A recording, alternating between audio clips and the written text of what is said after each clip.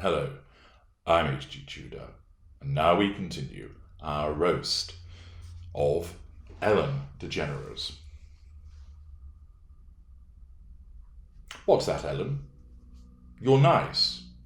Well, you just hold your horses of hypocrisy a minute, as I engage in some character trait acquisition, and tell you, actually, no, that's not the truth, Ellen.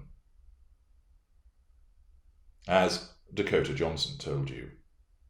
You, Ellen Not So Nice, opened your interview with Miss Johnson by wishing her a happy belated birthday, and then nullifying the perceived threat to your control and seeking to provoke and belittle your guest. That's not very nice. You asserted that Miss Johnson did not invite you to her party. You actually said, "How was the party? I wasn't invited." Provocation in a passive-aggressive manner, commensurate with your status. Miss Johnson wasn't to be swayed, though, was she? She wasn't going to lie down and give you the control that you require. Oh, no. Her response was, actually, no, that's not the truth, Ellen. You were invited. Last year, you gave me a bunch of shit about not inviting you. Insult, provocation. But I didn't even know you wanted to be invited. I didn't even know you liked me. And of course, that's typical of the behaviour of the narcissist to say, you ought to have invited me, even though you didn't even know that I wanted to be invited, because we expect you, of course, to be mind readers. And that has been exhibited here. And Miss Johnson, without necessarily knowing what she's dealing with, highlighted such behaviour. So, let's listen again to what Miss Johnson said, because it's so delicious. Actually, no, that's not the truth, Ellen. You were invited. Last year, you gave me a bunch of shit about not inviting you, but I didn't even know you wanted to be invited. I didn't even know you liked me. The audience are laughing, aren't they, Ellen? Can you hear them? Chortle, chortle, chuckle, chuckle, ho, ho, ho, ha, ha, ha, he, he. They think it's some jolly japes, but you're not laughing, are you, Ellen? Your eyes are fixed on Miss Johnson, your mouth is rigid and straight, and inside that fury is igniting because she's challenging you. She's challenging you by suggesting that you're a liar. She's suggesting that you're not Ellen Nice Degeneres. And inside, your fury has ignited in order to try and compel you to assert control over this upstart that you've invited onto your show. Do you see that? You were just in some shitty 50 Shades of Grey film. But look, up here, Ellen Degeneres. It's me. It's me, that. Me. Mrs. Nice, Miss Nice, the Nice. Ellen the Nice Degeneres. I'm going to have that written on my tombstone. Here lies the niceness of the nice Ellen Nice Degeneres. You won't get that, offspring of Johnson and Griffiths, not a chance. You get back to your father with his rolled-up sleeves and his espadrilles. Inside, that fury is igniting because it's trying to drive Ellen Degeneres to nullify the threat that this cheeky, impertinent upstart represents. And then, of course, you do manage to keep it under control. So you insist that you do like Miss Johnson. You've been on the show many times, and don't I show-like? However, Miss Johnson isn't for backing down. But I did invite you, and you didn't come. Challenge fuel. This time you invited me, questions Ellen.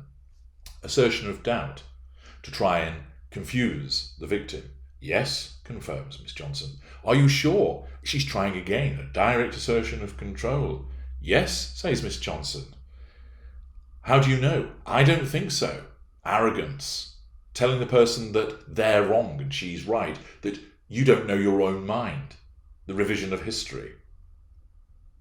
But Miss Johnson reaches into her pocket and plays her ace. Ask everybody.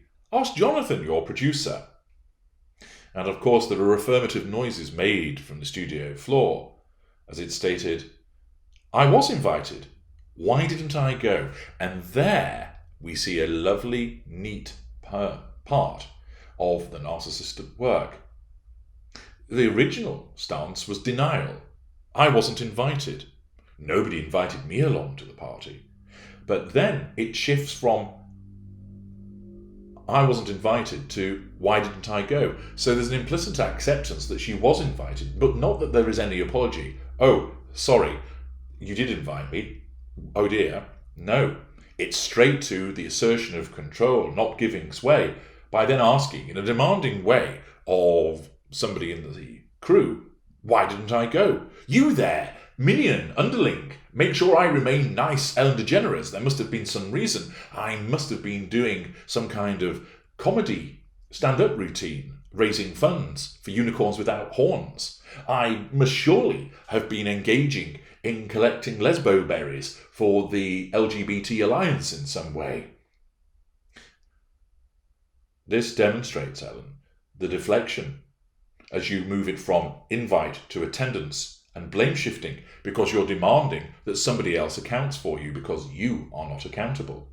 And as you do this, we notice that your body is rigid, that your knees are clasped by your hands, and that left thumb is swiping up and down as if you were gouging the eye out of the upstart Miss Johnson. There's no smile. The mouth is fixed. So is the gaze. Your producer rescues you. You're out of town, he cries. Oh, sweet relief, thinks the narcissism. I was out of town. I had that thing. Joke is made. And because responsibility has been abrogated, and it's not your fault, Ellen, then immediately you smile, because the sensation of control and the laughs of the audience providing you with fuel power you, allowing the smile to come through. But it's not a joyous smile, it's a shit-eating grin of, I'm ever so pleased with myself, because in my unconscious, I have just nullified the threat to control that Johnson has posed. And then she moves on. Cocky pants. No, I think I remember I was invited. Thank you. And she's flippant. She just dismisses the situation in that manner, because again she exhibits that she is the one that now has control. So she is able to respond in such a manner because in her unconscious she feels that she has got control once again. Inside, of course, there was the fury. It was lurking, rising, trying to make its presence felt. But your particular status means that you do have a degree of control over it, better than others, but not the best. And therefore, you were able to control the fury to a degree, so you didn't reach over and immediately start to throttle Miss Johnson on the studio couch. But the fury was there, Ellen, because your control was threatened. Dakota Johnson challenged you, and we caught a glimpse of what lies below, although, of course, most people, having an untrained eye, wouldn't really know what was happening. But thankfully, as a consequence of my analysis, we strip that back and enable people to understand more. But it gets better. Your whereabouts on October the 5th, when you missed the party to which you were invited to, although you lied and said you weren't, which was the day of Miss Johnson's party, are not known. But the next day, you were hobnobbing, as I mentioned earlier, with George W. Bush. What a delicious example of your need to assert control, creating a collateral consequence. You lied about the invite, and you got exposed by the tenacity of Miss Johnson, and then it inadvertently drew attention to an example of your hypocrisy. You told a lie, and you were exposed. And it then drew attention to something else, which highlighted your further hypocrisy, which is all the more entertaining for those of us who know really what is going on. But it gets better now. You see, others have exposed your sub-niceness. Nikki DeJager accused you of being cold and distant, and your bodyguard, Tom Majic, claimed you were demeaning towards him. But hey, what do they know? After all, They are just the little people. But even so, you grace them with your greatness when you come down from hypocrisy heaven in your chariot of shrouded contempt, pulled by the willing Portia de Rossi. But you are so nice, so understanding. You know people, don't you? You know them so well that you complained from your $27 million mansion in Monte Shitshow that COVID-19 quarantine was like being in jail. Get the fuck out of here. Shirley Shorthair, your mansion is twice as expensive as Harry's wife's Pinocchio palace.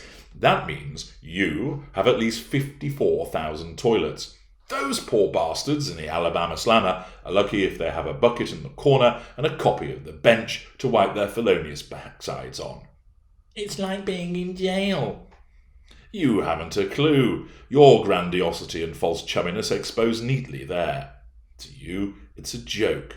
But that flippancy, which you think is just chatty nice jokey jokes, is your rejection of accountability showing. And you did it again, when following the allegation of a not nice toxic environment on your show, you joked on its return, I'm excited to see all of my staff and my crew. Hi everybody, please don't look me in the eye. Oh, what a great joke. Some of your staff may well have been tired of looking in eyes, or perhaps an eye, maybe a Jap's eye, if the allegations about your producers' behaviours are accurate.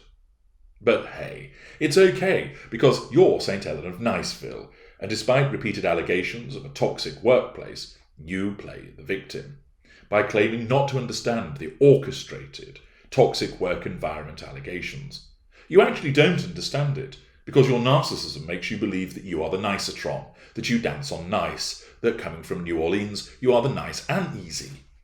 And this inherent blindness causes you to fail to see your hypocrisy and failings of accountability, so as to ensure that you always remain in control. But we've not finished with you yet, Ellen. We need to roast you a little more, because there's some other people who've got some things to say about your behaviour. So, dear listeners, join me in part 3 as the roast continues.